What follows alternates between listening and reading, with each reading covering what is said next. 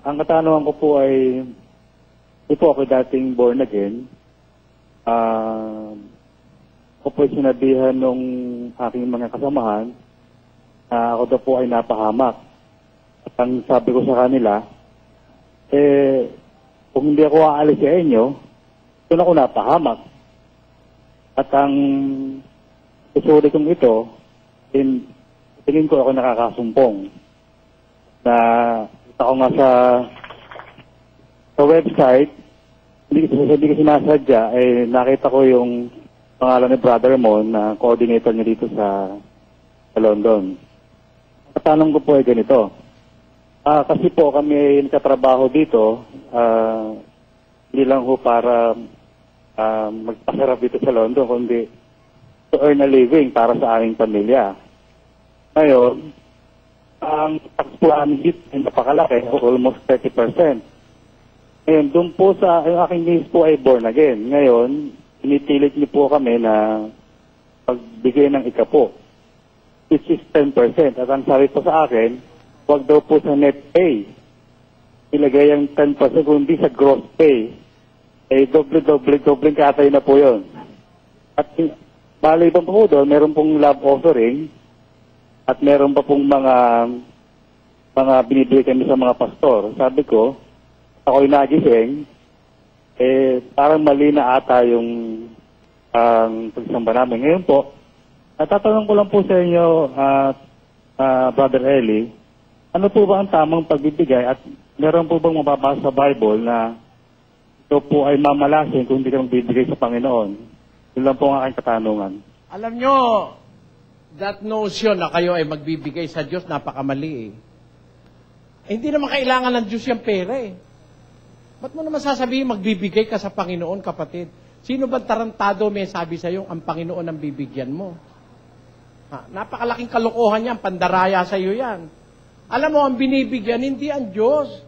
Ang Diyos nga ang nagbibigay Pakinggan nyo sa 17:24 ng Gawa. Basa. Ang Diyos na gumawa ng sanglibutan at ng lahat ng mga bagay na naririto, siya palibhasa'y Panginoon ng langit at ng lupa, ay hindi tumatahan sa mga templong ginawa ng mga kamay.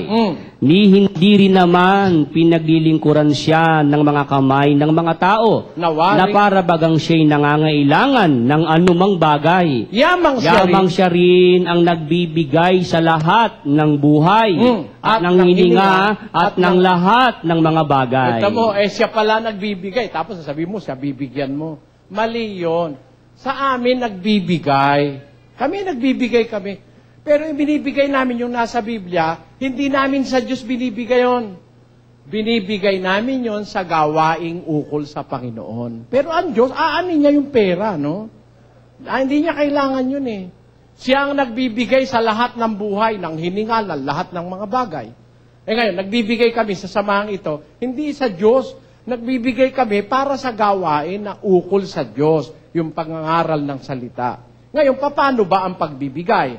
Gaya ba ng sinasabi ng mga born again? Basahin natin ang 2 Korinto 9:7. Basa. Magbigay ang bawat isa ayon sa ipinasya ng kanyang puso. Huwag mabigat sa loob o dahil sa kailangan. Sapagkat iniibig ng Diyos ang nagbibigay na masaya. Ayon. Give according as He purposed in His heart, every man must give. Not grudgingly or of necessity, for God loveth a cheerful giver. Sabi ng Biblia. Ang lambang sa ros tumao, siring sa pinagmawot niya sa iyang puso, bakong sa maraot na buot o sa kapiritan, hulita ang Diyos na mumuot sa maugmang paratao. Ayun. Ang lambang saro, bawat isa, magbibigay ayon sa ipinasya ng kanyang puso. Hindi naman tayo dapat pilitin Kung ano yung masaya sa puso mo, alam mong makakatulong ka, yun ang mahal, yun ang gusto ng Diyos para sa gawain. Halimbawa, kagaya ngayon dito, meron tayong gawain. Magbabayad tayo rito sa hotel. Kasi kung doon tayo sa labas, baka umulan, mababasa, bisita. Para walang mabasa, di nasa hotel tayo, air condition pa nga ito eh. Yung konti na yon, pagka magbibigay tayo lahat, bawa ako, nagbigay ang mga kapatid, napakain natin ng mga kapatid, masama ba yun? Di ba? Di naman masama eh. Pero hindi kami nangongolekta, lalo na sa hindi kapatid. Tenyo, wala naman sobre dyan. Sa mga born again, pag upo mo, may sobre na agad eh.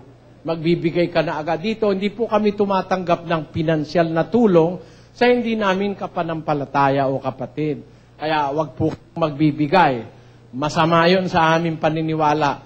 Hindi dapat hinihingan lahat ng tao ng pera, gaya nung ikapo na hinihingi ng mga born again. Ang pagbibigay sa batas Kristiyano, ayon sa pasya ng puso. Hindi po ikapo yun. According to what his heart dictates. Yan po ang sinasabi ng Biblia. Hindi po ikapo yan. Mali po ang ikapo, mga kapatid. Panahon ni Moises yan.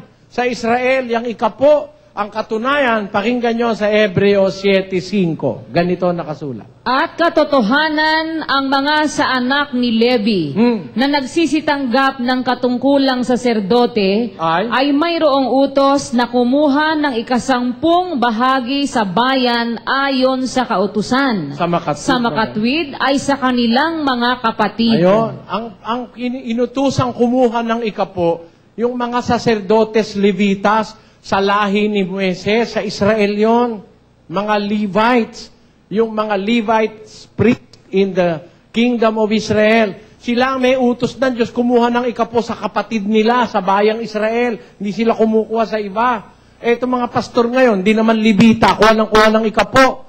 Kasi, pag ikapo ang hiningi mo, sure money yun eh. Pag kumita ng 100 yung miyembro, 10 agad sa pastor. Pag kumita ng 1,000, 100 agad sa pastor. Pag kumita ng 10,000 yung miyembro, 1,000 agad sa pastor. Pag kumita ka sa 1,000,000, 100,000 sa pastor. Pag kumita ka ng 10 milyones, 1,000,000 sa pastor. Wala siyang kapagod-pagod, dai-dai niyang pera. Dinadahilan niya Diyos. Hindi totoo yan. Hindi batas ng Kristiyano yan. Batas yan sa mga saserdotes Levitas na pagdating ni Kristo, pinalitan na yung saserdote na yan. Pakinggan nyo sa 7:12. Sapagkat nang palitan ang pagkasaserdote, ay kinailangang palitan naman ang kautusan. Yan, nang palitan ang pagkasaserdote ng mga Levita, pinalitan pati kautusan. Kaya wala na po yung ikapo ngayon. Ang batas ngayon, magbibigay ka ayon sa pasya ng iyong puso. Yan ang batas Kristiyano. Okay na yan, kapatid? Ano na po yun, Brother Eli?